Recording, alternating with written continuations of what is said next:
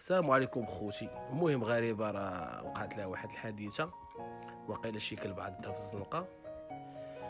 وخليكم مع الفيديو خوتي. هنايا ديت عند الفيتيرينير باش ندير لها اوبيراسيون. انا حطيتها عنده وقال لي المهم خليها من بعد ساعه ورجع عندي.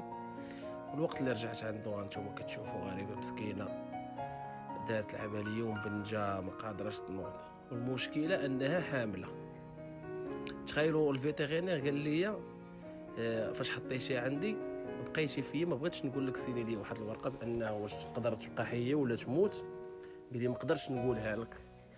ومن بعد قال لي الحمد لله منين شعلت لها الاوبيراسيون الحمد لله تنحمدوه ونشكروه.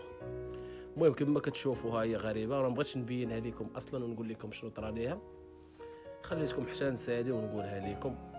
المهم متابعين ديال الغريبه بغيتكم تدعيو معاها بالشفاء وتولي بخير ان شاء الله.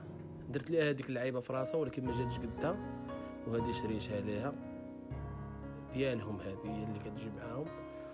المهم تحياتي لكم وكل شيء في سبيل الله وفي سبيل الوطن. تحياتي.